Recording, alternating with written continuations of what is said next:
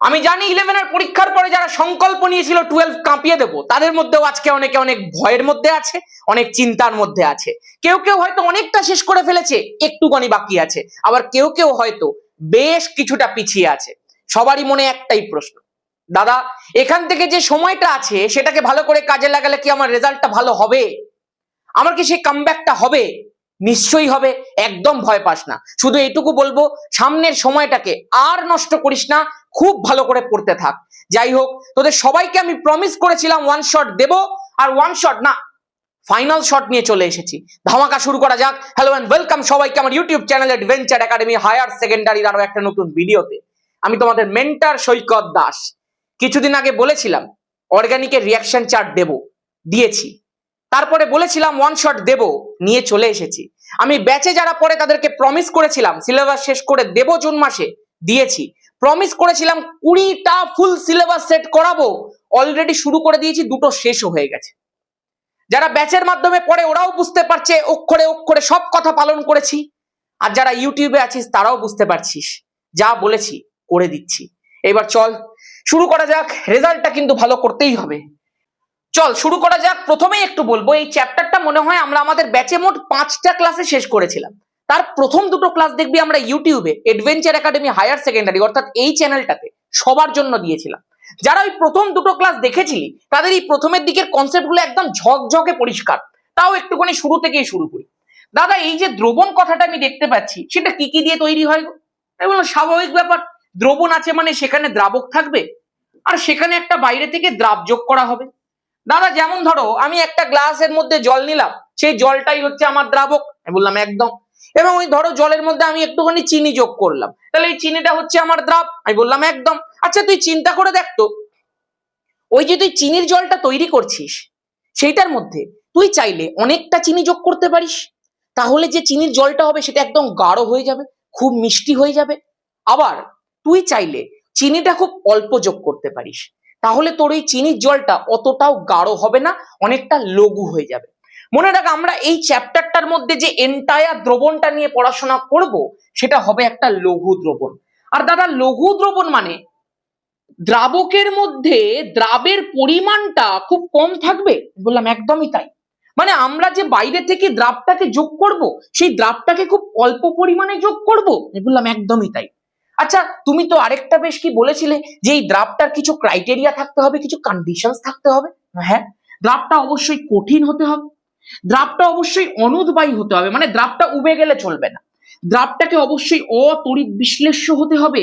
মানে ধর আজকে আমরা এবি দ্রাব নিয়েছিলাম, সেটা যদি কোনো কারণে ভেঙে গিয়ে এ প্লাস বি মাইনাসে কনভার্ট হয়ে যায় সেটা কিন্তু চলবে না, যেমনি নিয়েছিলাম অমনি থাকতে হবে।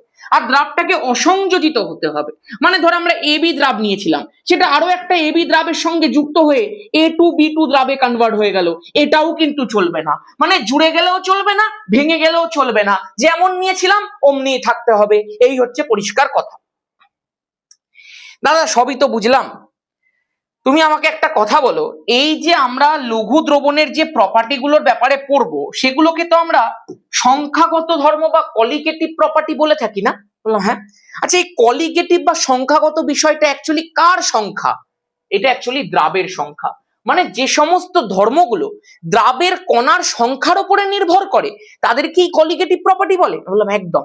মানে এগুলো আর কিচ্ছুর উপরে নির্ভর করবে না, কোনো কিছু দ্রাবের ওই আর কোনো ব্যাপার স্যাপারের উপর নয়, বললাম না, শুধুমাত্র ওই কন্ডিশনস গুলো যেন থাকে, আর তাহলেই দ্রাবের কণা সংখ্যার উপরই প্রপার্টিটা নির্ভর করে, আর কিচ্ছু দরকার পড়ে না। আচ্ছা খুব ভালো কথা। আর কি কি দাদা কি কি প্রপার্টি বেস ছিল?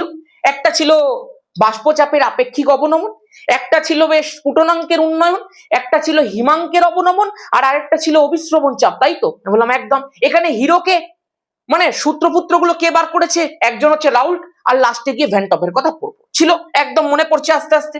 এবার দাদা আমাকে একটা কথা বলো, এই বাষ্পচাপ মানেটা কি? বেশ, বাষ্পচাপ জিনিসটা অ্যাকচুয়ালি কি? ধর তুই একটা পিওর দ্রাবককে, একটা সলভেন্টকে খোলা অবস্থাতে রেখে দিয়েছিস। এবার তুই যখন দ্রাবক নিয়েছিস, দ্রাবকের কণাগুলো তো ভোলাটাইল, ওগুলো তো উদ্বায়ী। আজকে যদি তুই জলকে এখানে খোলা অবস্থায় রেখে দিস, যে কোনো মুহূর্তে যদি রেখে দিয়ে চলে যাস, জলের একদম পৃষ্ঠতলের মধ্যে কিসের কণা রয়েছে? দাদা এটা আবার কোনো প্রশ্ন হলো? জলের পৃষ্ঠতলে জলেরই কণা থাকবে। মানে যে সলভেন্টটা আমরা নিয়েছি, যে দ্রাবকটা আমরা নিয়েছি, সেই দ্রাবকের পৃষ্ঠতলে 100% অফ দ্য কণা দ্রাবকেরই হবে। বললাম একদম। এবং যে কোনো মুহূর্তে আমরা যখন সেটাকে ছেড়ে চলে যাব, সেটা উপরিপৃষ্ঠ থেকে এরকম ভাবে বাষ্পীভূত হতে থাকবে, একদম হতে থাকবে। তাহলে হলে এখানে একটা বাষ্প জমবে এবং সেই বাষ্পটার মধ্যে যে চাপটা তৈরি হবে তাকেই আমরা বাষ্পচাপ বলছি। বললাম একদম।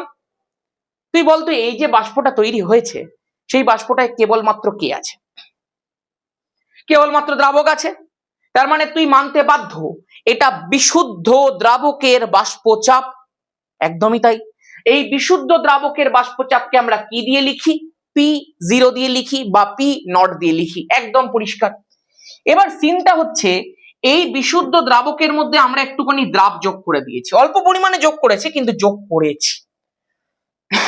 যখনই যোগ করেছি ভয়ঙ্কর কিছু হয়ে গেছে। যে দ্রাবকের পৃষ্ঠতলে আগে 100% অফ দ্য দ্রাবক থাকতো, সেই পৃষ্ঠতলে এখন কিছুটা দ্রাব ভাগ বসিয়েছে। মানে এবার তুই ধরে নে, আমি বললাম সাপোজ 80% দ্রাবকের কণা রয়েছে, বাকি হয়তো 20% দ্রাবের কণা রয়েছে। কিন্তু এটাও তো তুই মানতে বাধ্য যে দ্রাবকের কণা আগের থেকে কমে গেছে। আগে দ্রাবকেরই কণা যদি 10টা থাকতো, এখন দ্রাবকের কণা 8টা আছে। মানে কিছুটা তো কণা কমেছে, তার পরিবর্তে এসে কে ঢুকেছে? দ্রাবের কণা ঢুকেছে। আর তোর নিশ্চয়ই মনে আছে যে দ্রাবটা আমরা নিয়েছিলাম সেটা কিন্তু একটা অনুদ্বায়ী দ্রাব ছিল, মানে সেইটার কিন্তু কোনো বাষ্পীভবন হতো না। তার মানে দাদা এই উপরিপৃষ্ঠ থেকে, এই পৃষ্ঠতল থেকে এখনো কেবলমাত্র দ্রাবকের কণাগুলোই বাষ্পীভূত হবে, দ্রাবের কণা বাষ্পীভূত হবে না। বললাম একদম। তার মানে দাদা এখনো উপরে বাষ্প তৈরি হবে, কিন্তু সেই বাষ্পের চাপ আগের থেকে কম হবে। কারণ আগে পৃষ্ঠতল থেকে যতটা কণা বাষ্পীভূত হচ্ছিল, এখন তার থেকে কম সংখ্যক কণা বাষ্পীভূত হবে। কম সংখ্যক কণা বাষ্প তৈরি করছে, মানে ওভারঅল বাষ্পের চাপটাও কম হবে আগের থেকে। এই কারণের জন্যই বিশুদ্ধ দ্রাবকের মধ্যে এই কন্ডিশন যুক্ত একটা দ্রাব অল্প পরিমাণে যোগ করলেও বাষ্পচাপের অবনমন ঘটছে, তাই তো? বললাম একদম। দাদা এটা তো বুঝে গেলাম, তুমি আমাকে একটুখানি শেখাও তাহলে এই বাষ্পচাপের আপেক্ষিক অবনমন বিষয়টা। আমি বলছি এই যে তোর যে বাষ্পচাপটা তুই পেলি, এটা কিসের বাষ্পচাপ? দাদা এটা দ্রবণের বাষ্পচাপ। দ্রবণের বাষ্পচাপকে আমরা কি দিয়ে লিখি? সিম্পল পি দিয়ে লিখি। তাহলে তুই আমাকে বল একটা কথা, বিশুদ্ধ দ্রাবকের বাষ্পচাপ কত ছিল? দাদা P0 ছিল। দ্রবণের বাষ্পচাপ কত? দাদা P। বিশুদ্ধ দ্রাবকের বাষ্পচাপটা বেশি ছিল, ওই জন্য বেশি লিখছি। মনে রাখ P0 মাইনাস P, এটাকে কি বলে? দাদা বাষ্পচাপের বৃদ্ধি কতটা হয়েছে। আরে বলতে পারিস বাষ্পচাপের অবনমন কতটা হয়েছে, কারণ আমরা তো শুরুর রেসপেক্টে দেখবো। হ্যাঁ ঠিক আছে, আমরা যদি এটার রেসপেক্টে দেখি তাহলে বলবো বৃদ্ধি, আর যদি এটার রেসপেক্টে দেখি তাহলে বলবো অবনমন। তাহলে বাষ্পচাপের অবনমন কতটা হয়েছে? P0 minus. আমি যদি তোকে জিজ্ঞাসা করি আপেক্ষিক অবনমন, তাহলে সেটা কিভাবে লেখে? P0 minus P divided by P0। এবং রাউল্টের সূত্র বলে এই P0 minus P0 equal two x2। দাদা দেখো এটা একটা ওয়ান শট হচ্ছে, আর ওয়ান শট হচ্ছে মানে তোমাকে আর x2টা আলাদা করে ডিফাইন করতে হবে না।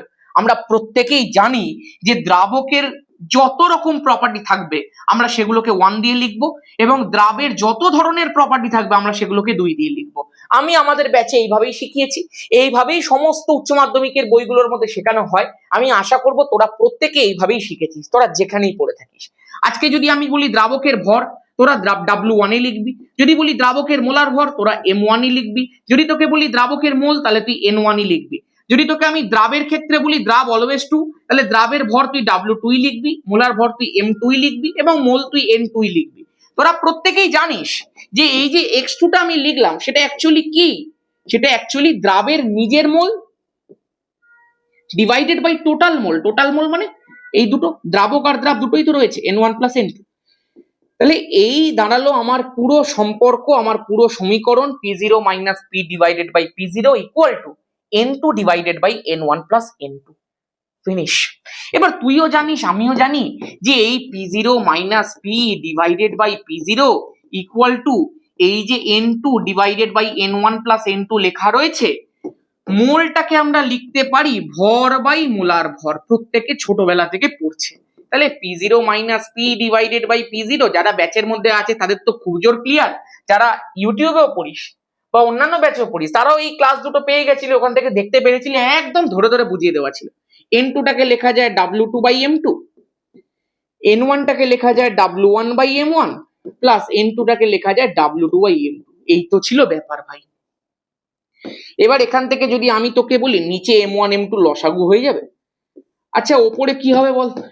ওপরে দাদা M1 আছে তাহলে W1 M2 প্লাস M2 আছে তাহলে W2 M1, আর ওপরে হয়ে যাবে দেখ W2 ডিভাইডেড বাই M2, একদম পরিষ্কার।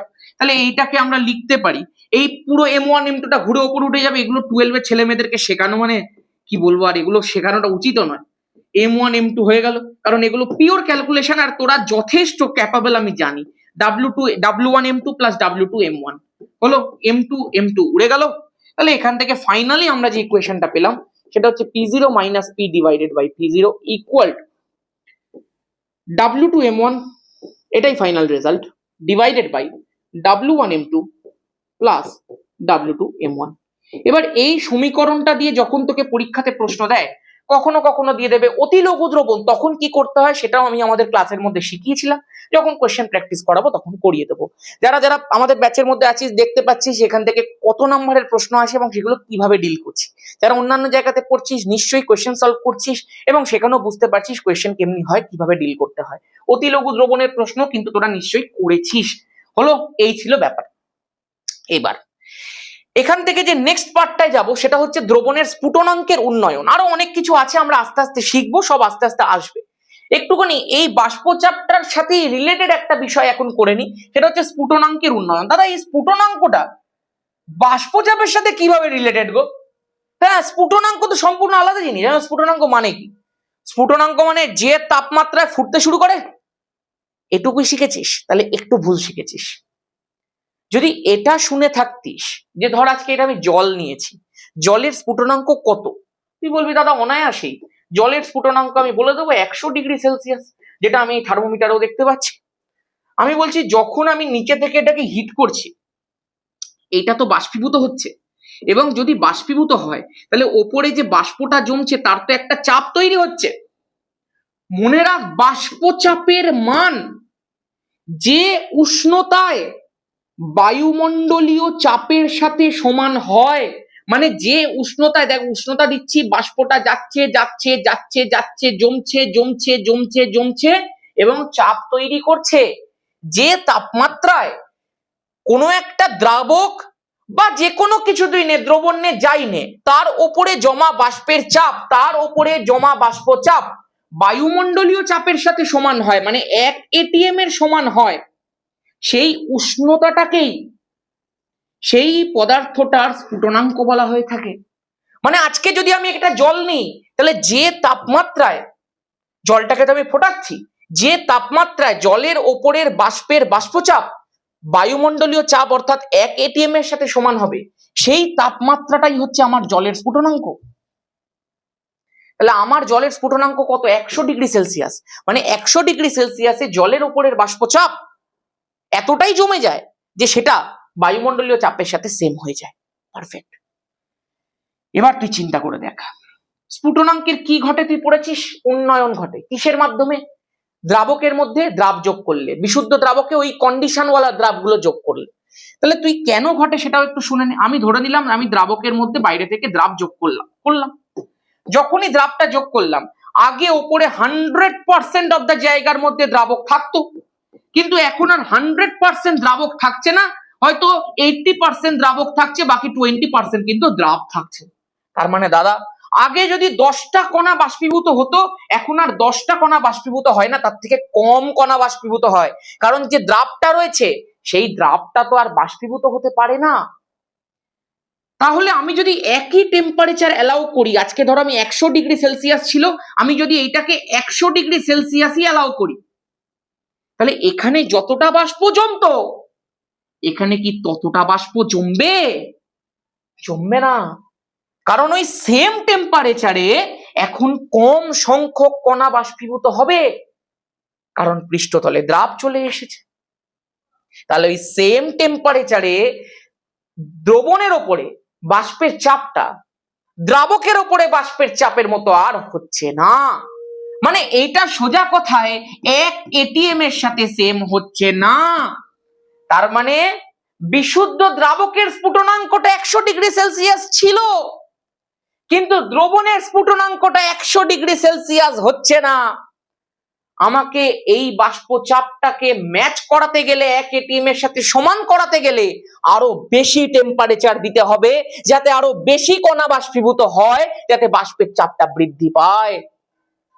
তার মানে দাদা আগে বাষ্প চাপটা এক এটিএম এর সাথে সেম হতো 100°C, আর এখন বাষ্প চাপটা এক এটিএম এর সাথে সেম হচ্ছে 102.5°C। মানে স্ফুটনাঙ্কটা আমার অজান্তেই বেড়ে যাচ্ছে, স্ফুটনাঙ্কটার উন্নয়ন ঘটছে। আমি বললাম একদম। এবং this is known as elevation of boiling point. আমি তোকে পুরো ধরে ধরে ডিসকাস করে দিলাম। এবার তোকে কি বলা হয়েছিল, কি পড়েছিলি তুই বল? তুই পড়েছিলি যে বিশুদ্ধ দ্রাবকের ক্ষেত্রে স্ফুটনাঙ্কের ভ্যালুটা হয় টিবি, সেখান থেকে যে দ্রবণটা তৈরি হয় তার স্ফুটনাঙ্ক হয় টিবি ড্যাশ। বল বিশুদ্ধ দ্রাবকের থেকে দ্রবণের স্ফুটনাঙ্কটা বেশি হয়, কারণ বেশি টেম্পারেচার লাগে টু ম্যাচ দা 1 ATM। তাহলে স্বাভাবিকভাবে দাদা TB dash is greater than TB. আমি বললাম একদম। তাহলে স্বাভাবিকভাবে আমি যদি তোকে বলি যে স্ফুটনাঙ্কের উন্নয়ন কতটা হলো, সেটা ডেল টিবি দিয়ে লেখা হয়, আর del TB equal to TB dash minus TB, মানে যেটা হলো মাইনাস যেটা ছিল। এবং তোরাও নিশ্চয়ই জানিস রাউল্টের সূত্র অনুযায়ী এই del T B proportional to M. দাদা এমটা কি জিনিস নিশ্চয়ই তুই জানিস। এমটা হচ্ছে কোনো একটা দ্রবণের মোলাল মাত্রা বা মোলালিটি।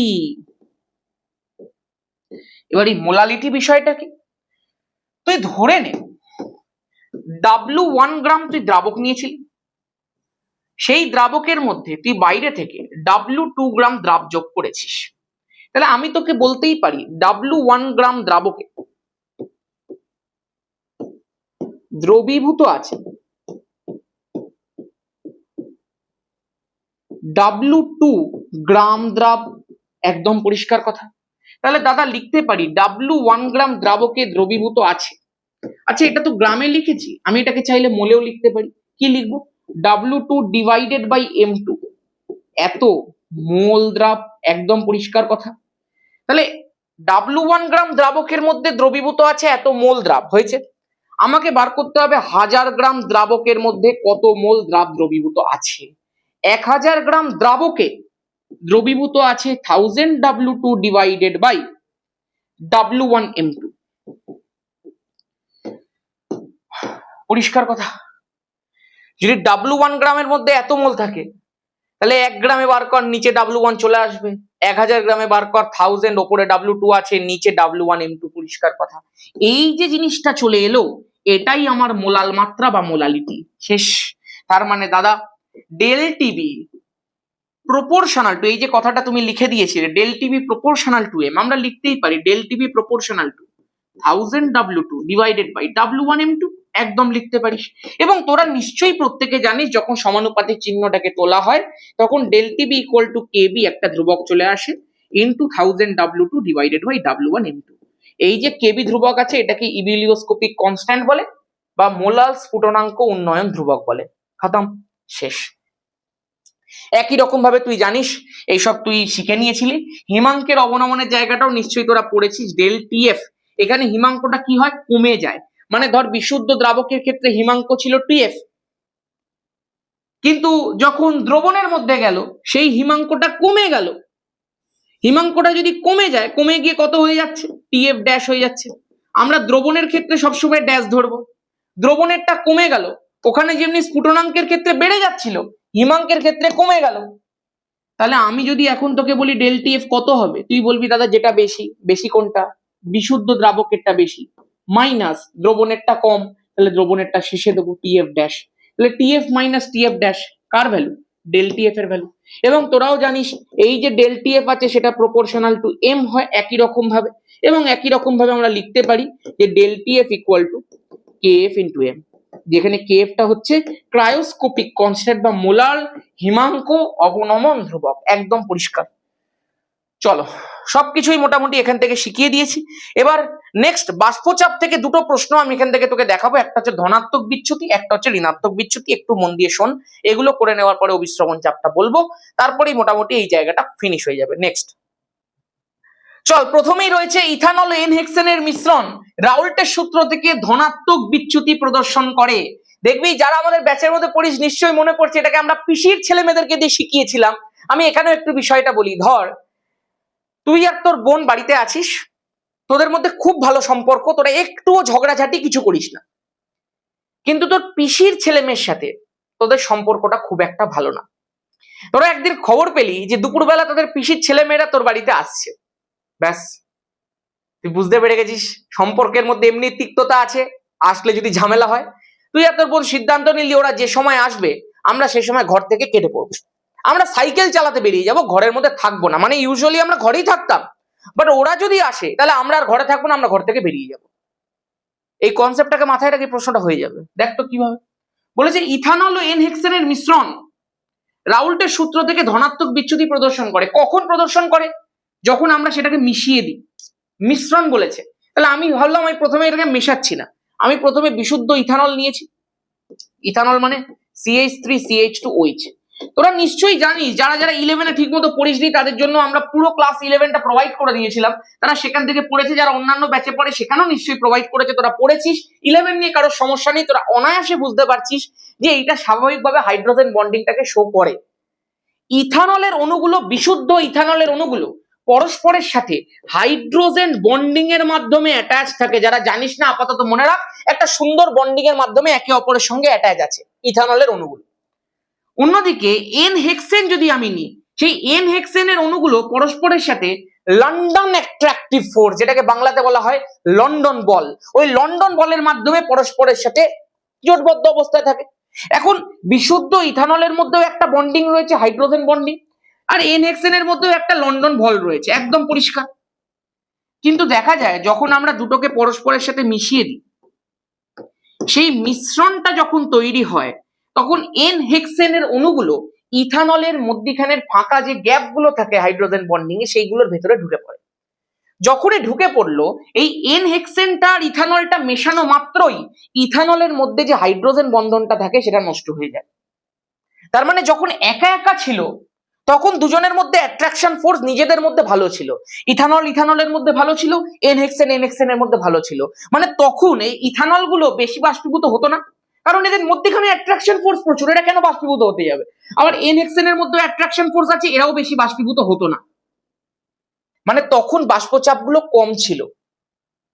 তখন ভেবে নেওয়া হয়েছিল যেহেতু এরা ইন্ডিভিজুয়ালি যখন আছে এদের বাষ্পচাপটা কম, আমি ধরেই নিতে পারি, রাউল্টের সূত্র অনুযায়ী আমরা ধরেই নিতে পারি যে যখন ইন্ডিভিজুয়ালি আছে তখন যেহেতু বেশি বাষ্পীভূত হচ্ছে না, অ্যাট্রাকশন ফোর্সটা অনেক অনেক বেশি আছে, খুব একটা বেশি বাষ্পে যাচ্ছে না, তখন যখন এটা পরস্পরের সাথে মিশে যাবে তখনও খুব একটা বাষ্পীভূত হবে না। মানে বাষ্পচাপের আমরা একটা নর্মাল ভ্যালু পেয়েছিলাম। বাট দেখা গেল দুটোকে যখন একসাথে মিশিয়ে দেওয়া হচ্ছে তখন এন হেক্সেন গুলো ইথানলের মধ্যে গিয়ে ঢুকে পড়ছে, এবং যখনই ঢুকছে ইথানলের মধ্যে যে হাইড্রোজেন বন্ডিংটা ছিল, যেটার জন্য এটা কম বাষ্পীভূত হতো, সেই হাইড্রোজেন বন্ডিংটাই নষ্ট হয়ে যাচ্ছে। তার ফলে এই দ্রবণটা থেকে, এই মিশ্রণটা থেকে ইথানল আর এন হেক্সেন আগে যতটা বাষ্পীভূত হতো তার থেকে অনেক অনেক পরিমাণে বাষ্পীভূত হচ্ছে। দ্যাট ইজ ওয়াই আমরা যেটা ভেবেছিলাম রাউল্টের সূত্র থেকে যে না এরা হয়তো স্বাভাবিক অতটা বাষ্পীভূত হয় না, এদের হয়তো বাষ্পচাপটা কম হবে, রাউল্ট তো আর জানতো না মেশানোর পরে কি হবে। মেশানোর পরে দেখা গেল বাষ্পচাপটা রাউল্টের সূত্র থেকে প্রেডিক্টেড বাষ্পচাপের থেকে অনেকটা বেশি হচ্ছে। এই জন্যই বলা হয় এটা রাউল্টের সূত্র থেকে ধনাত্মক বিচ্যুতি প্রদর্শন করছে। একই রকম ভাবে দেখ আরেকটা প্রশ্ন আছে, অ্যাসিটন ও ক্লোরোফর্মের মিশ্রণ রাউল্টের সূত্র থেকে ঋণাত্মক বিচ্যুতি প্রদর্শন করে। মানে এক্ষেত্রে যতটা পাওয়া যাওয়ার কথা ছিল তার থেকে কম বাষ্পচাপ পাওয়া যায়। এটাকে কি করে এক্সপ্লেন করবে? একটু একটা অন্য গল্প বলছি শোন। আবারও তুই আর তোর বোন রয়েছিস, তোদের মধ্যে সম্পর্ক আবারও খুব ভালো, কোনো ঝগড়াঝাটি কিছু হয় না। এবারে একটুখানি গল্পটা আলাদা, তোর পিসির ছেলেমেয়ের সাথে তোদের এবার খুব ভালো সম্পর্ক। তুই আর তোর বোন সন্ধ্যাবেলা করে প্রত্যেকটা দিন সাইকেল চালাতে ঘর থেকে বেরিয়ে যাস। তুই একদিন খবর পেলি তোর পিসির ছেলে মেয়ে আসছে, আনন্দে তোদের মন ভরে উঠলো, তুই তোর বোনকে বললি, বোন আজকে না যাবো না, ওরা আসছে, বেশ সুন্দর করে সন্ধ্যাবেলাটা খেলা হবে।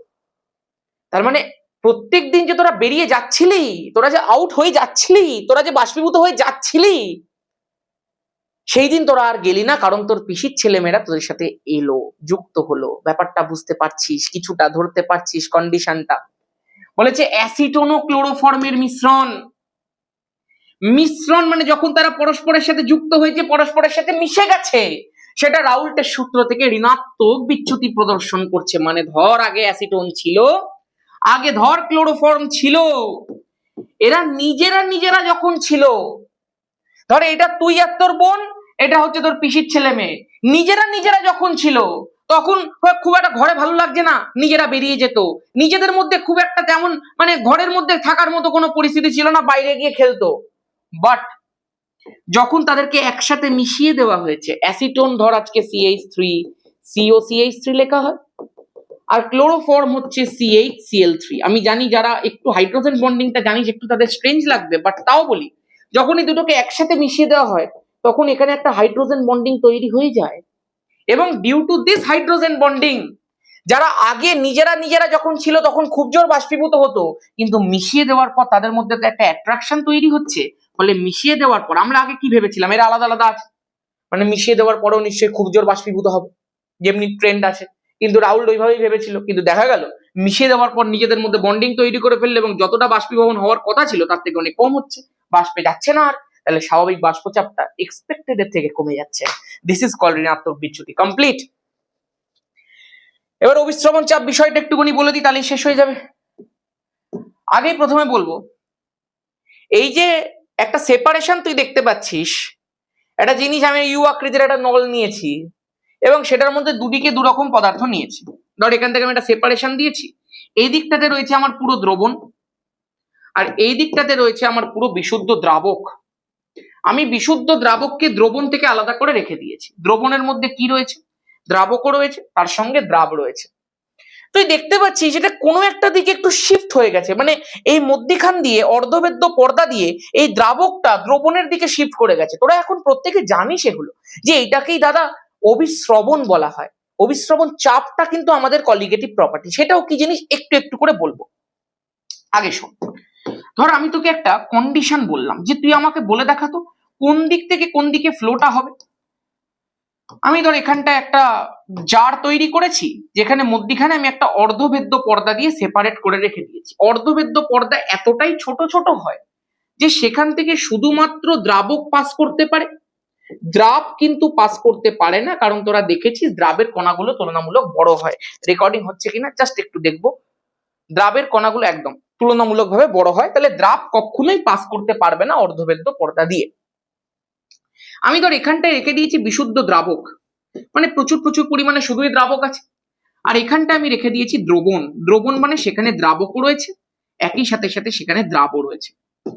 যেমনি তড়িৎ উচ্চ বিভব থেকে নিম্ন বিভবের দিকে ফ্লো করে, যেমনি তাপ উচ্চ উষ্ণতা থেকে নিম্ন উষ্ণতার দিকে ফ্লো করে, সেমনি এক্ষেত্রেও যেদিকে দ্রাবকটা বেশি, মানে ধরে নে দ্রাবক এখানে বেশি বলে এটা দ্রাবকের উচ্চ বিভব, বইতেও লেখা থাকে এইভাবেই, দ্রাবক এখানে বেশি বলে এটা দ্রাবকের উচ্চ বিভব। কারণ কে পাস করবে, শুধুমাত্র দ্রাবক পাস করবে, তাহলে দ্রাবক বেশি আছে, তাহলে দ্রাবকের উচ্চ বিভব। এখানে দ্রাবক কি রয়েছে বল, কম রয়েছে, কারণ যতটা দ্রাবক থাকতো তার থেকে তো কমে গেছে, তাহলে এইটা হচ্ছে দ্রাবকের নিম্ন বিভব। যেখানে দ্রাবকের গাঢ়ত্ব বেশি, যেখানে দ্রাবকের গাঢ়ত্ব বেশি, যেখানে দ্রাবকের পরিমাণটা একদম টপ মোস্ট, সেইটাকে আমরা উচ্চ বিভব বলি। আর যেখানে ওভারঅল দ্রাবক পার্সেন্টেজটা তো কমলো রে, কারণ কিছুটা তো দ্রাব ঢুকে পড়েছে, তাহলে দ্রাবকের গাঢ়ত্বটা একটু হলো তো কমে গেল, সেটাকে নিম্ন বিভব বলছি। এই উচ্চ বিভব থেকে নিম্ন বিভবের দিকে দ্রাবকটার ফ্লো হবে, এবং এই ফ্লোটাকে আমরা বলি অভিস্রবণ। তার মানে দাদা দ্রাবক থেকে দ্রবণের দিকে ফ্লো হবে, তাই তো? বললাম হ্যাঁ। আর যদি দুটোই দ্রবণ থাকতো, একটা নিম্ন গাঢ়ত্ব একটা উচ্চ গাঢ়ত্ব, নিচে কমেন্ট করে জানাতো কোন দিক থেকে কোন দিকে ফ্লো হতো। যাই হোক, তাহলে এইটুকু অন্তত তুই বুঝে গেছিস যে বিশুদ্ধ দ্রাবক থেকে দ্রবণের দিকে ফ্লো হবে, আর সেটাই হয়েছে, তুই দেখতেই পাচ্ছিস। এই দিকটা দেখ, যেটা ছিল সেটা একটুখানি উঠে গেছে, আর এই দিকটা একটু নেমে গেছে, তাহলে বিশুদ্ধ দ্রাবক থেকে দ্রবণের দিকে দ্রাবকের ফ্লোটা হয়েছে। অবিশ্রবণ চাপ মানেটা কি দাদা? এই যে দ্রাবকের ফ্লোটা হচ্ছে সেইটাকে আটকানোর জন্য, সেটাকে বন্ধ করার জন্য যে মিনিমাম অ্যামাউন্ট অফ প্রেসার আমাকে দিতে হবে ফ্রম দ্য দ্রবণ সাইড, দ্রবণের দিক থেকে যতটা ন্যূনতম প্রেসার দিলে এই দ্রাবকের ফ্লোটা বন্ধ হয়ে যাবে, সেই ন্যূনতম প্রেসারটাকেই আমরা অভিস্রবণ চাপ পাই বলে থাকি। এবং তোরা প্রত্যেকেই জানিস এই পাই এর মানটা দ্রবণের মোলার গাঢ়ত্বের সাথে সমানুপাতিক। মোলার গাঢ়ত্ব মানে এই সি মানে প্রতি একক আয়তনের মধ্যে যত মোল উপস্থিত রয়েছে, গল্প শেষ, এই তো ব্যাপার।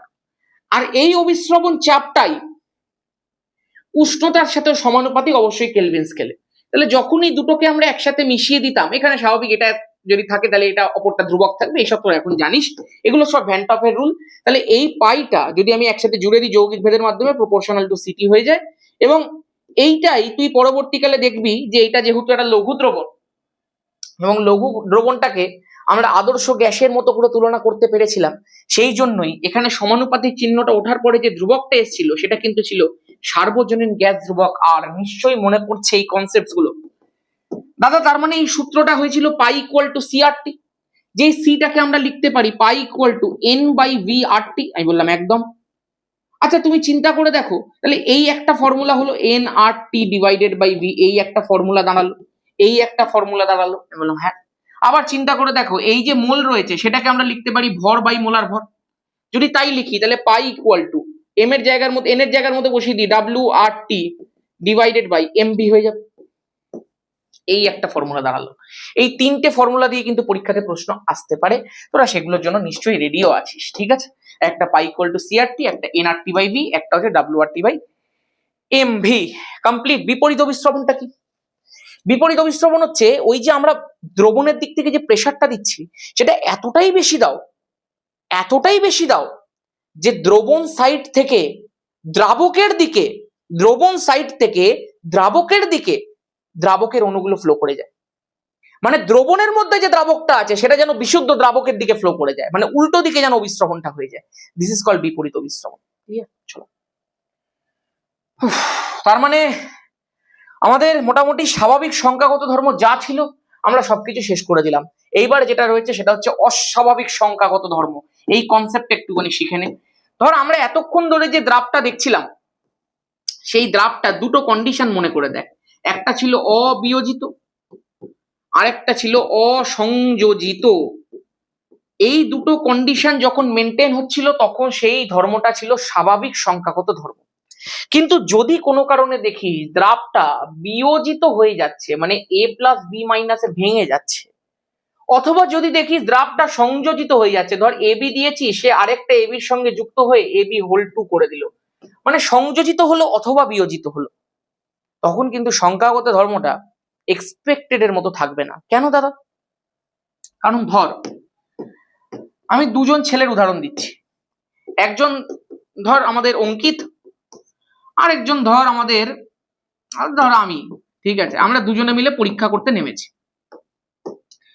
অঙ্কিত বলল না আমি যেটা শিখেছি সেটাই করব, তার বাইরে আমি কিচ্ছু করব না। আমি জানি এটা কোনোভাবেই বিয়োজিত হয় না, কোনোভাবেই সংযোজিত হয় না, আমাকে দাদা পড়িয়েছে, আর যেটা পড়িয়েছে আমি তার বাইরে যাবই না। মানে অঙ্কিত ধরে নিল যে এবিটা এবি থাকবে, এবং ও কোনো একটা সংখ্যাগত ধর্ম নিয়ে রিসার্চ করতে শুরু করলো খাতায় কলমে। কারণ ও যেটা পড়েছে ওই ফর্মুলা দিয়ে ফর্মুলা লাগিয়ে লাগিয়ে করছে। ও ধর কোনো একটা সংখ্যাগত ধর্মের মান বার করলো এক্স। সেই যে দ্রাবটা নিয়ে ও কাজ করছে এবি, সেটাও ধরে নিয়েছিল অবিয়োজিত, সেটাও ধরে নিয়েছিল ভাঙে না। বাট আমি যখন ল্যাবের মধ্যে গিয়ে করতে গেলাম, মা দেখি এ তো সর্বনাশ কাণ্ড। এই যে এবি দ্রাবটাকে নিয়ে অঙ্কিত খাতার মধ্যে এন্তার পাতা নষ্ট করে যাচ্ছে, এন্তার ক্যালকুলেশন করে যাচ্ছে, সেই এবি দ্রাবটা তো অ্যাকচুয়ালি বিয়োজিত হয়ে যায়। এবি দ্রাবটা তো অ্যাকচুয়ালি, মানে আমি যদি 100 খানা এবি নিই সেটা 100 খানা থাকে না, আমি যদি একটা এবি নিই সেটা তো দুটোতে কনভার্ট হয়ে যাচ্ছে। আমার তো সংখ্যা নিয়ে কথা, নাম্বার নিয়ে কথা, দ্রাবের সংখ্যা কত। একটা যদি আমি নিয়ে থাকি সেই একটার একটা থাকছে না, একটা থেকে দুটো হয়ে যাচ্ছে। তার মানে যদি আমি 100টা নিয়ে থাকি তাহলে 100টা ভেঙে গিয়ে 200টা হয়ে যাবে, কারণ ডবল হয়ে যাচ্ছে, একটা থেকে দুটো। তুই এটা দেখিস না যে এটাই ভাঙছে, তুই শুধু এইটুকু চিন্তা কর, একটা ছিল দুটো হয়ে গেল, 100টা নিলে 200টা হয়ে যাবে।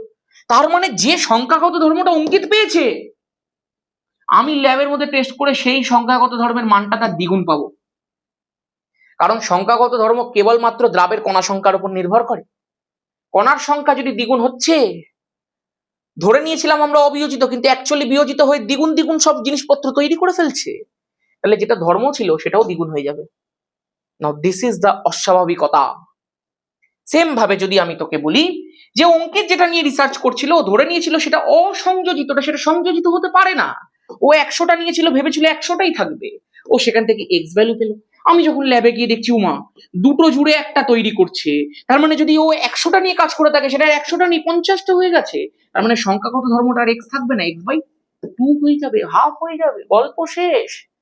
তার মানে সংযোজনের ক্ষেত্রে সংখ্যাগত ধর্মটা হ্রাস পায়, আর বিয়োজনের ক্ষেত্রে সেটা বৃদ্ধি পায়। খুব স্বাভাবিক কথা।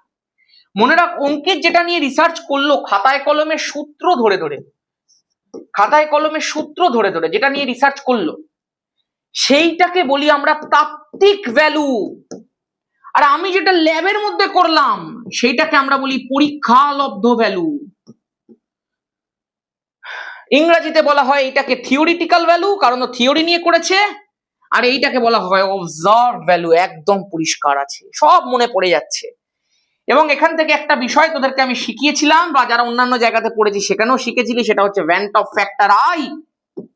ভ্যান্ট অফ ফ্যাক্টরটা ছিল কোনো একটা সংখ্যাগত ধর্মের অবজার্ভ ভ্যালু ডিভাইডেড বাই তার থিওরিটিক্যাল ভ্যালু। মানে ওপরে ছিল তার পরীক্ষালব্ধ মান, ওপরে ছিল তার পরীক্ষালব্ধ মান যেটা আমি পেয়েছিলাম, যেটা ল্যাবে পেয়েছিলাম, আর নিচে ছিল যেটা অঙ্কিত সূত্র লাগিয়ে লাগিয়ে পেয়েছিল, মানে তাত্ত্বিক value, theoretical value.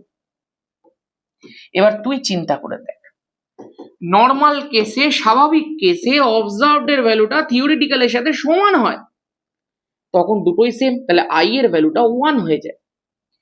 In case of বিয়োজন, তোকে আমি এক্ষুনি শেখালাম, অবজার্ভড ভ্যালুটা, ল্যাবে করা ভ্যালুটা, পরীক্ষালব্ধ ভ্যালুটা থিওরিটিক্যালের থেকে বেশি হয়। তাহলে ইন কেস অফ বিয়োজন, যেহেতু ওপরেরটা বড়, আজকে যদি 11/10 করি, সেটা তো 1 এর থেকে বড় হবে, 1.1 হবে। তার মানে সেক্ষেত্রে আই এর ভ্যালুটা কিন্তু গ্রেটার দ্যান 1 হয়। ইন কেস অফ সংযোজন, থিওরিটিক্যাল ভ্যালুটা বড় হয় অ্যাজ কম্পেয়ার টু অবজার্ভ, মানে এবারে ওপরে 9 আর নিচে 10 আছে, তার মানে 0.9 একের থেকে ছোট, তাহলে আই এর ভ্যালুটা লেস দ্যান 1 হয়। গল্প শেষ, খতম। ভ্যান্ট অফ গুণক বলে দিয়েছি। এবার ধর কোনো একটা ক্ষেত্রে আমি আলফার ভ্যালুটা আর বিটার ভ্যালুটা একটু এক্সপ্লেন করে দিই। ধর আমি NaCl নিয়েছিলাম, NaCl একটা লবণ, তাহলে সেটা সম্পূর্ণরূপে বিয়োজিত হয়, তোকে বলে দেবে কে কত পার্সেন্ট বিয়োজিত হয়, যদি না বলে, যদি সল্ট দিয়ে দেয় তো 100% বিয়োজন। আলফার ভ্যালু বের করতে হয় বিয়োজন মাত্রা। বিয়োজন মাত্রা কি? Percentage dissociation divided by 100। কত পার্সেন্ট ডিসোসিয়েট করছে? 100% ডিসোসিয়েট করছে। তাহলে পার্সেন্টেজ ডিসোসিয়েশনের মান কত? 100 ডিভাইডেড বাই 100। বিয়োজন মাত্রা কত হয়ে গেল বল? 1। আর আই এর ভ্যালুটা কিভাবে লেখে? আমি ধর আলফার ভ্যালুটা ডিরেক্ট লিখছি এরকম ভাবে, আলফা ইকুয়াল টু I-1/n-1 লিখতে হয়। এনটা কি? যতগুলো আয়ন তৈরি করছে, এটা যেমন দুটো আয়ন তৈরি করছে, তাই জন্য এন এর ভ্যালুটা 2 হবে। সব মনে পড়ে গেছে নিশ্চয়ই। বিটার ক্ষেত্রে কি হয়? ধর কোনো একটা তুই অ্যাসিড নিয়েছিস, ধর CH3COOH, তুই জানিস দুটো নিলে সেটা একসাথে ডাইমার তৈরি করে দেয়, CH3COOH এ হোল টুয়াইস বেনজোইক অ্যাসিড দিল, সেম কেস হয়। তাহলে সম্পূর্ণ বিয়োজন ঘটছে, তাহলে কত? বিটা ভ্যালুটা কত? 100% সংযোজন, সম্পূর্ণ সংযোজন ঘটছে, তাহলে 100% সংযোজন ডিভাইডেড বাই 100, বিটার ভ্যালু 1। তখন লেখা যায় beta equal to I-1/1/n-1। 1/n কেন? পুরো ডেরিভেশন আছে এটা পেছনে, তোদের লাগবে না সেটা, শুধু এনটা কি? যতগুলো যুক্ত হচ্ছে, শেষ, খতম। এই ছিল ফর্মুলা, এবং আমি আশা করবো এগুলো সব তোরা শিখেছিলি, একদম জলের মতো মনে পড়ে গেছে সবকিছু। এইটা একটা প্রশ্ন আছে, তাকে একটু সলভ করে নি। কেবিআর একটি জলীয় দ্রবণের গাঢ়ত্ব হচ্ছে 0.5 মোলার, খুব ভালো। উক্ত দ্রবণে 80% কেবিআর আয়নিত হচ্ছে, তাহলে alpha equal to percentage dissociation divided by 100। আলফার ভ্যালুটা কত দাঁড়ালো রে? 0.8, শেষ। ভ্যান্ট অফ গুণকের মান কত বলে দিয়েছে? আলফা ইকুয়াল টু I-1/n-1, তোরা জানিস বিয়োজনের ক্ষেত্রে। আমি আলফার ভ্যালুটা 8/10 মানে আমি 8/10 নিচ্ছি, হ্যাঁ সুবিধা হবে অনেক আমার। আমি 8/10 নিচ্ছি কারণ 80/100 ছিল, 80/100 মানে 8/10। তাহলে আলফার ভ্যালুটা আমার 8/10 হলো। আই এর মান আমাকে বার করতে হবে। এন এর ভ্যালু কত বল? কে বি আর যদি ভাঙে তাহলে তৈরি করে কে প্লাস এবং বি আর মাইনাস, তাহলে এন এর ভ্যালু 2। পরিষ্কার কথা। তাহলে এখানে 0.8 নিয়ে নিতে গল্প শেষে, খুব সোজা অঙ্ক হয়ে গেছে, কনসেপ্ট বুঝে গেছি। 2 - 1 0.8 ইকুয়াল টু 2 - 1 মানে 1, এখানে চলে এলো i - 1। আইটার ভ্যালুটা যখন বার করতে যাও 1 প্লাস 0.8 1.8, শেষ, খতম, ফিনিশ, খতম। আই এর ভ্যালু 1 এর থেকে বড় কারণ এটা বিয়োজন। আমি আশা করতে পারি তোদেরকে যা শেখালাম 12 এর আগে, যখন আগে 12 পড়াতাম দুটো পার্টে পড়াতাম এটাকে। এতটা থাকতো দ্রবণ চ্যাপ্টার, তারপরে থাকতো পৃষ্ঠতলীয় রসায়ন। আমি আশা করব দ্রবণ চ্যাপ্টার তোর ফুল কমপ্লিট, তোর ফুল শেষ। যেগুলো যেগুলো তোকে বলেছি, যেগুলো যেগুলো করিয়েছি তোর একদম মাথার মধ্যে পরিষ্কার ভাবে ঢুকে গেছে। এইবার চল এটা নেক্সট পার্টটা একটুখানি শুরু করা যাক, যেটা বেশি কিছু অ্যাকচুয়ালি নেই, খুব একটা বেশি কিছু এখান থেকে নেই। যেটা মেন জায়গা ছিল সেটা অলরেডি বলে দিয়েছি। এবার এগুলোকে একটু গল্পের মতো মনে রাখতে হবে, জিনিসগুলোকে একটু বলে দেবো, সবাই খুব মন দিয়ে শুনবি। চল এক এক করে দেখা যাক, ঠিক আছে? আচ্ছা প্রথমেই একটা বিষয় বলি, যারা এইরকম ভাবে কেমিস্ট্রিটাকে শিখতে চাইছিস, পড়তে চাইছিস, যারা সেম 3 এর বাকি ক্লাসগুলো এবং সেম 4টা এইভাবে পড়বি, তাদেরকে আমি বলি, তোরা অনেকেই হয়তো জানিস না, আজকে প্রথমবার ভিডিও দেখছিস তাই আরেকবার বলে দিচ্ছি। আমাদের যে টোটাল ইয়ারের কোর্স ফিটা ছিল সেখান থেকে আমি সেমিস্টার 3 এর কোর্স ফিটাকে বাদ দিয়ে দিয়েছি। এই পুরো কোর্স ফিটাকে আমরা 799 করে দিয়েছি। মানে এইটা অ্যাকচুয়ালি সেম 4 এর কোর্স ফি নেওয়া হচ্ছে। তুই এখন থেকে যদি এই 799টা ফিসটা পে করিস অ্যাপের মধ্যে, তুই অ্যাকচুয়ালি সেমিস্টার 4 এর ফিস পে করছিস। বাট সেটাতে তুই সেমিস্টার 4 তো পাবি, তার সঙ্গে সেমিস্টার 3 এর যত ক্লাস হয়ে গেছে সেগুলোও পাবি, প্লাস যে আপকামিং ক্লাসগুলো রয়েছে সেগুলোও পাবি। মানে যে 20টা সেট করাবো সেগুলোও পাবি। ওই ব্যাচটারই ফিস ছিল 1199, যেটাকে করে দেওয়া হয়েছে 799।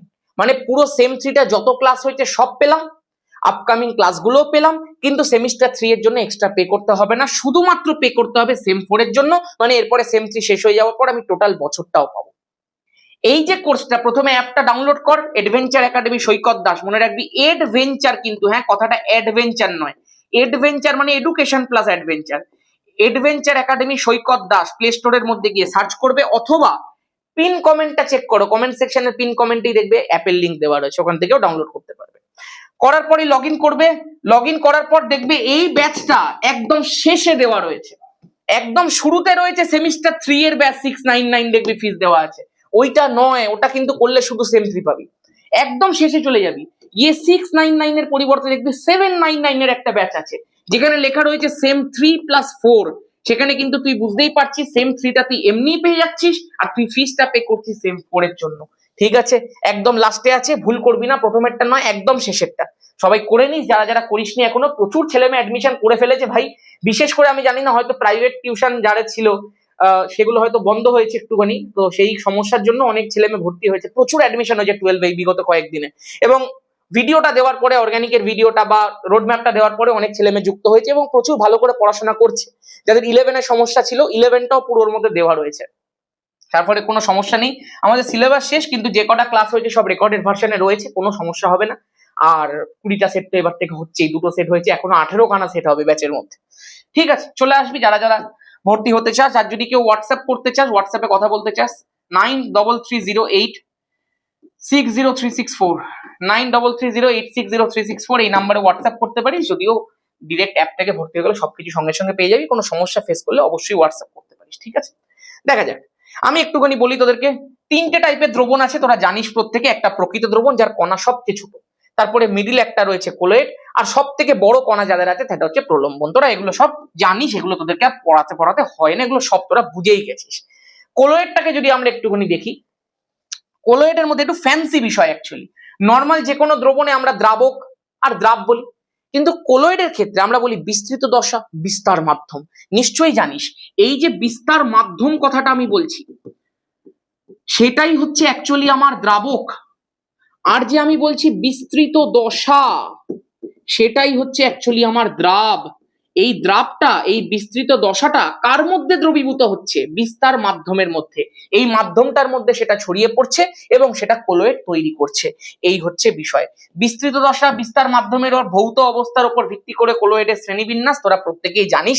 এই যে আসক্তির উপরে ভিত্তি করে শ্রেণীবিন্যাস, এই সমস্ত জিনিসপত্রগুলো তোদের আছে। এই একটা চার্ট তোদেরকে পড়তে হয়, সেই জিনিসটাও নিশ্চয়ই তোরা পড়েছিস। বাট আমি তোদেরকে একটু বিস্তৃত দশা, বিস্তার মাধ্যমের প্রকৃতির উপর নির্ভর করে কিভাবে চার্টটা এরকম ভাবে ভাঙা হয় সেই বিষয়টা একটু শেখাবো। আমি তো তোকে বললাম এখানে বিস্তৃত দশা, আর তোকে বললাম বিস্তার মাধ্যম, এখানে ধর তোকে বললাম কোলয়েড। এটা পুরোটাই গাছের পাতা সবুজ, তোরা জানিস প্রত্যেকে। স্টিল একটুখানি শিখিয়ে দিচ্ছি যাতে মুখস্থ কম করতে হয়, কিভাবে লিখতে হয় শিখে নে। মানে তোরা তো এইসব জিনিসগুলো তো জানিসই, পড়েছিস, কিন্তু লিখতে কিভাবে দেখ। প্রথমেই লিখবি কঠিন, তারপরে আবার লিখবি কঠিন, আবার লিখবি কঠিন, 3বার লিখলাম কঠিন। তারপরে লিখবো তরল, তরল, তরল, 3বার লিখলাম। তারপরে লিখবো গ্যাস, গ্যাস। এই ছকটা এরকম ভাবে কারা কারা পড়েছিল একটু জানো আমাকে। গ্যাস, গ্যাস হলো। এবার বিস্তার মাধ্যম অল্টারনেট করে করে লিখবি, কঠিন, তরল, গ্যাস হলো। আবার লেখ কঠিন, তরল, গ্যাস হলো। আবার লেখ কঠিন, তরল। এই রকম ভাবে মনে রাখা সবচেয়ে সোজা। এবার একটুখানি খেয়াল করে দেখ, এই যে ছকটা রয়েছে, এটা যদিও আসক্তি নয়, ছকটা এখানে দিয়ে দেওয়া হয়েছে। দেখ খেয়াল কর, বিস্তৃত দশা, বিস্তার মাধ্যম, কঠিন, বিস্তৃত দশা শুরুতে লেখা, যেহেতু মাধ্যম লেখা ওই জন্য মধ্যে দেওয়া রয়েছে, ঠিক আছে, ধরে নেই ভাবি। বিস্তৃত দশা প্রথমে, তারপরে বিস্তার মাধ্যম, তারপরে কোলয়েডের নাম। বিস্তৃত দশা, বিস্তার মাধ্যম, কোলয়েডের নাম কিভাবে শিখিয়েছিলাম? বলেছিলাম বিস্তৃত দশাগুলো পরপর লিখে নে, কঠিন, কঠিন, কঠিন, 3টে কঠিন হলো। তারপরে 3টে তরল, তারপরে 2টো গ্যাস। বিস্তৃত দশার মধ্যে দেখ তো লেখা আছে কিনা, বিস্তৃত দশা দেখ, কঠিন, কঠিন, কঠিন, তরল, তরল, তরল, গ্যাস, গ্যাস হলো। এবার কি শিখিয়েছিলাম তোকে? বিস্তার মাধ্যম অল্টারনেট করে করে লেখ, কঠিন, তরল, গ্যাস, কঠিন, তরল, গ্যাস, কঠিন, তরল। দেখ তো, কঠিন, বিস্তার মাধ্যম দেখ, কঠিন, তরল, গ্যাস, কঠিন, তরল, গ্যাস, কঠিন, তরল হয়েছে। এইবার কি শেখাচ্ছি দেখ, এই যে নামগুলো রয়েছে সেগুলো শুরু হবে কঠিন সল থেকে। এটার নাম কি? কঠিন সল, সল। তারপরে যেহেতু গ্যাস আছে, কঠিন এরোসল, কঠিন সল, সল, কঠিন এরোসল। তারপরে জেল, তারপরে তরল, তরলের নাম ইমালসন, তারপরে হচ্ছে তরল এরোসল। তাহলে কি কি বললাম? কঠিন সল, সল, কঠিন এরোসল, জেল, ইমালসন, তরল এরোসল। কঠিন ফোম, ফোম, এই ফোমটাকে অনেকে তরল ফোমও বলে। দেখতো একটুখানি, কঠিন সল, সল, কঠিন এরোসল, জেল, ইমালসন, তরল এরোসল, কঠিন ফোম, ফোম যেটাকে তরল ফোমও বলে। আমি আশা করবো একটা প্যাটার্ন তুই লক্ষ্য করতে পারলি যে বিস্তৃত দশায় কঠিন, কঠিন, কঠিন, তরল, তরল, তরল, গ্যাস, গ্যাস। এখানে কঠিন, তরল, গ্যাস, কঠিন, তরল, গ্যাস, কঠিন, তরল। এগুলো মুখস্থ করার জিনিস, বাট স্টিল একটু প্যাটার্নটা তোকে শেখালাম। আর নামগুলো কঠিন সল, সল, কঠিন এরোসল, জেল, ইমালসন, তরল এরোসল, কঠিন ফোম, ফোম। এরও তখনই আসছে যখন গ্যাসীয় থাকছে। ক্লিয়ার আছে? ক্লিয়ার আছে? ক্লিয়ার আছে। নেক্সট, সংকট মিশেলীকরণ গাঢ়ত্ব বলার আগে একটু বলি এই জায়গাটা।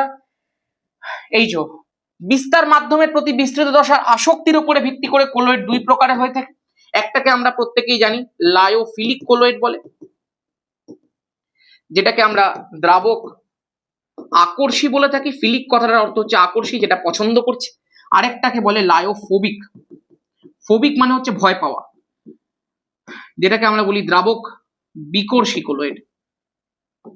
তোরা প্রত্যেকেই জানিস দ্রাবক আকর্ষী কোলয়েডের ক্ষেত্রে কিন্তু বিস্তৃত দশার বিস্তার মাধ্যমের মধ্যে সুন্দর আকর্ষণ থাকে, ওটা একে অপরের থেকে কিন্তু আলাদা হতে চায় না।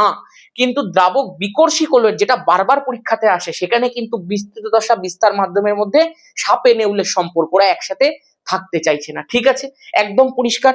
যদি তোকে বলি দ্রাবক আকর্ষী কোলয়েড কি হতে পারে, যেখানে বিস্তৃত দশা বিস্তার মাধ্যম একসাথে থাকতে চাইছে, গাম হতে পারে, গাম, আঠা। দেখবি মাটির মধ্যে ফেললে ওটা কি সহজে যায়?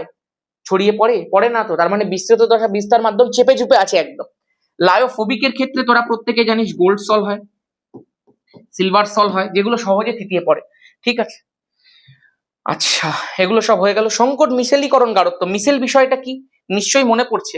ধর আজকে আমি বললাম এগুলো সব তোরা শিখে নিয়েছিস। আমি বললাম ধর C17H35COON, আমি কিন্তু বারবার করে বলেছিলাম তারাই ওয়ান শট দেখবি যারা আগে পড়েছিস, পড়িসনি তাহলে ওয়ান শট দেখে কোনো লাভ নেই কিন্তু। C17H35 C00 মাইনাস, এইটা একটা আয়ন, আর একটা হচ্ছে Na+। এইটাকে আমরা বলে থাকি স্টিয়ারেট আয়ন, কারণ এটার নাম কি ছিল? Sodium stearate. স্টিয়ারেট আয়নটার মধ্যে কি দেখেছিলি? যে একটা লম্বা হাইড্রোকার্বন টেল ছিল C17H35, আমি একটুখানি ছোট করে দেখাচ্ছি, আর এখানটা ছিল C00 মাইনাস, মানে একটা আয়নীয় পার্ট ছিল। এবং তোদেরকে বলেছিলাম যখন এদের গাঢ়ত্বটা কম থাকে তখন দ্রবণের মধ্যে এগুলো নর্মাল আয়ন রূপে থাকে, কিন্তু যখনই গাঢ়ত্বটা বেড়ে যায় তখন এরা একে অপরের সঙ্গে, গাঢ়ত্বটা বেড়ে যায় মানে সংকট মিশেলীকরণ গাঢ়ত্ব, সিএমসি, ক্রিটিক্যাল মাইসেলাইজেশন কনসেন্ট্রেশন, একটা একটা বলতে পারি যেটা টার্মিনাল গাঢ়ত্ব, যেটার থেকে ওপরে উঠে গেলি ওরা একসাথে আবার ইউনিয়ন তৈরি করে ফেলে। একজন দুজন পাঁচজন মানুষ আছে ঠিক আছে, যখন 100 জন হয়ে গেল ওটা ইউনিয়ন হয়ে গেল। ওই যে ইউনিয়ন, ওই যে গাঢ়ত্বটা যখন বাড়ছে, যখন সিএমসির ওপরে গিয়ে পৌঁছে গেল তখনই তারা জোটবদ্ধ হতে শুরু করলো। যখনই উষ্ণতাটা ক্র্যাফট উষ্ণতার সমান হয়ে গেল বা তার থেকে বেশি হয়ে গেল, বলতে গেলে বেশি হয়ে যায় যখন, তখনই মিশেলটা তৈরি হয়। মিশেলের তৈরি হওয়ার সময় কি হয় জানিস?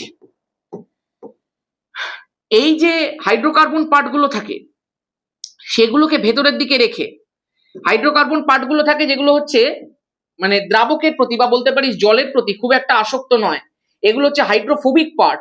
এই হাইড্রোফোবিক পার্টগুলোকে ভেতরের দিকে এরকম ভাবে রেখে দেওয়া হয়, আর বাইরের দিকে থাকে আয়নীয় পার্টগুলো।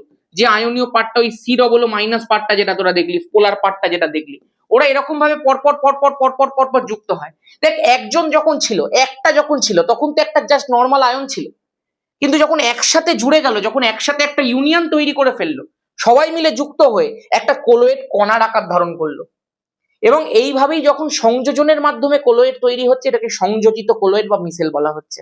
মানে এই স্টিয়ারের যে আয়ন্স গুলো আছে এরাই পরস্পর পরস্পর পরস্পর পরস্পর পরস্পর যুক্ত হচ্ছে, যুক্ত হয়ে এমনি একটা কণার সাইজ নিচ্ছে, যেটাকে আমরা মিশেল বলে থাকছি। ঠিক আছে, ইমালশন জানিস আমাদের হচ্ছে বিস্তার মাধ্যম আর বিস্তৃত দশা দুটোই তরল। ইমালশন দুই প্রকারের হয়ে থাকে, একটা হচ্ছে জলের মধ্যে তেল, একটা তেলের মধ্যে জল। জলের মধ্যে তেলের এক্সাম্পল হচ্ছে দুধ, তেলের মধ্যে জল হচ্ছে মাখন। ঠিক আছে, ইমালশন স্বাভাবিকভাবে তুই যখন তেল আর জলকে মেশাচ্ছিস, মিশতে তো চাইবে না, তুইও জানিস। তাহলে ইমালশনকে বানানোর জন্য, ইমালশনকে মেশানোর জন্য একটা বাইরে থেকে তৃতীয় পদার্থ যোগ করতে হয়, যেটাকে আমরা ইমালশন কারক বলে থাকি। তোরা প্রত্যেকে নিশ্চয়ই শুনেছিস। যেমন ধর দুধের মধ্যে কেসিন প্রোটিন থাকে, যেমনি তোরাও করে দেখতে পারিস। সর্ষের তেল নে আর জল নে কাঁচের গ্লাসে, দুটো দেখবি মিশছে না, দুটো লেয়ার হয়ে যাচ্ছে। ওর মধ্যে একটু বাইরে থেকে ডিটারজেন্ট অ্যাড কর, দেখবি দুটো একসাথে মিশে গেছে। ওই ডিটারজেন্টটা হচ্ছে ইমালশনটাকে তৈরি করে দিল। ঠিক আছে, আচ্ছা কোলয়েডের প্রস্তুতি, এই জায়গাটা পরীক্ষাতে খুব আসে। কোলয়েডের প্রস্তুতির একটা পদ্ধতি হচ্ছে অপলয়ন বা পেপটাইজেশন। ধর একটা অদক্ষেপ পড়েছে, সদ্য প্রস্তুত অদক্ষেপ, ধর FeOH এর হোল থ্রাইস, ফেরিক হাইড্রোক্সাইডের একটা অদক্ষেপ পড়েছে। আমি দেখতে পেলাম এই ফেরিক হাইড্রোক্সাইডের অদক্ষেপটার মধ্যে ফেরিকের আয়ন আছে, লোহার যে 3+ আয়ন গুলো রয়েছে। আমরা কি করি জানিস?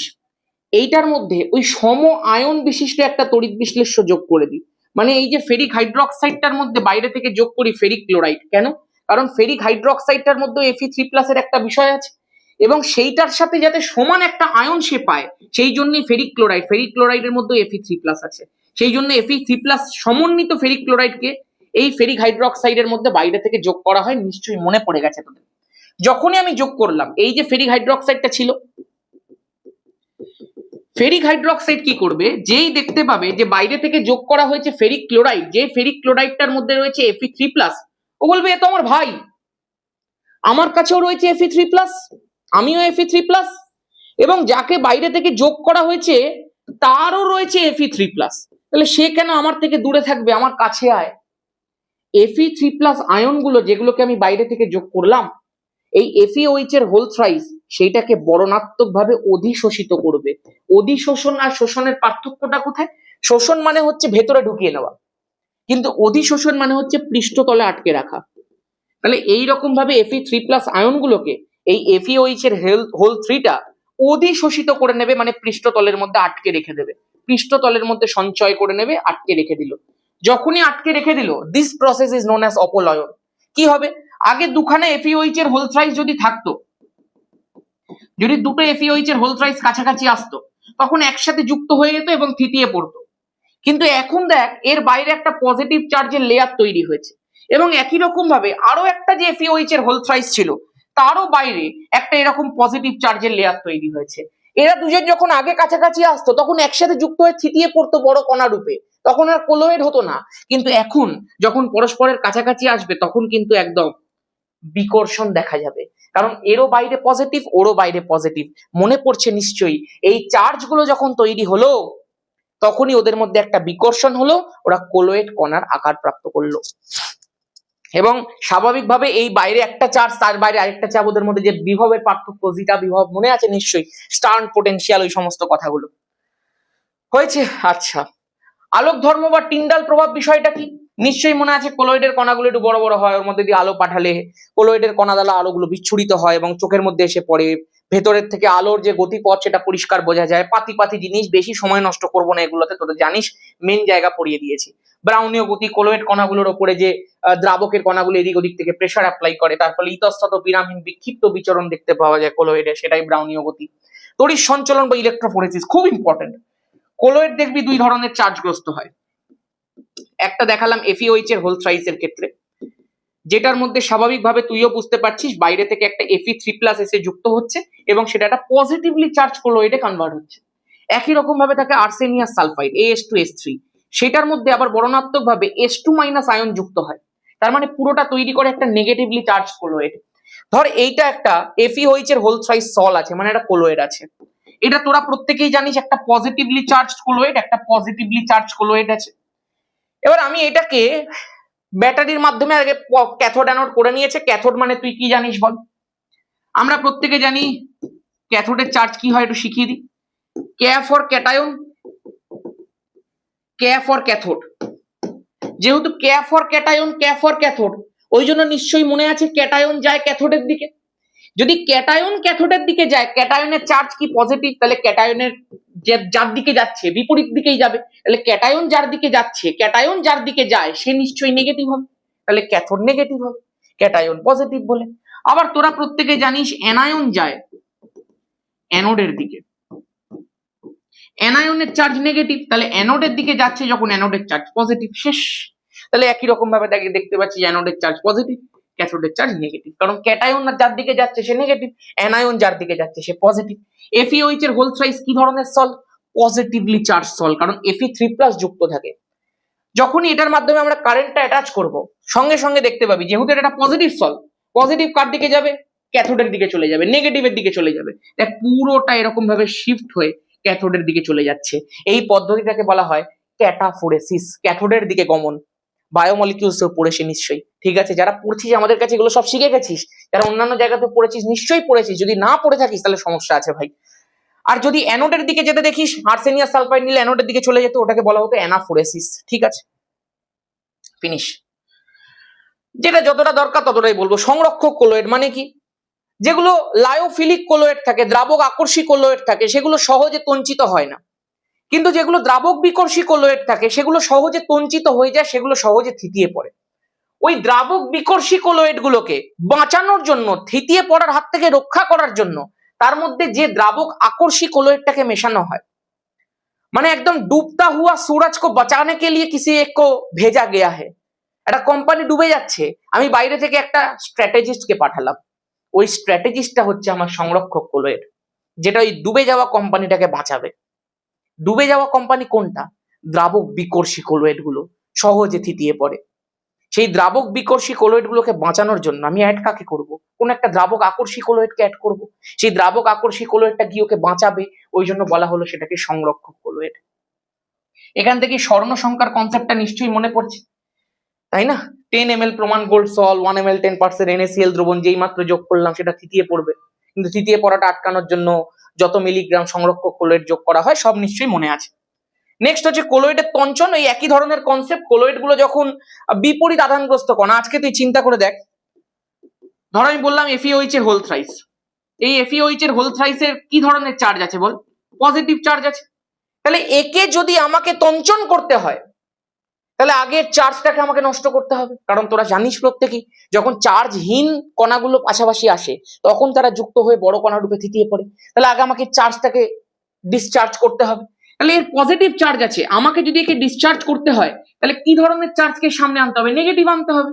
এবার সুলজে হার্ডি নিয়ম ছিল একটা তঞ্চনের জন্য, এইটুকু তো বুঝতে পারলাম যে আমি যদি এখানে ধর নেগেটিভ চার্জ আনি PO4 3 মাইনাস আনি, তাহলে এর পজিটিভ চার্জের নেগেটিভ চার্জের সঙ্গে যুক্ত হয়ে যাবে, স্বাভাবিকভাবে এটা চার্জহীন হয়ে যাবে এবং স্বাভাবিক FeOH এর হোল থ্রাইস দুটো কাছাকাছি এলে থিতিয়ে পড়বে।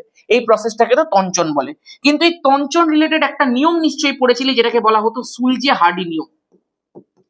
বলা হতো কোলয়েড কণার আধানের বিপরীত আধানগ্রস্ত কণা কোলয়েডের তঞ্চনের জন্য দায়ী। স্বাভাবিক, কোলয়েড কণার আধানের বিপরীত আধানযুক্ত কণা এলেই কোলয়েডের আধানটা হয়ে যাবে, তোমার নষ্ট হয়ে যাবে এবং স্বাভাবিক তারা জুড়ে গিয়ে তঞ্চিত হয়ে যেতে পারবে।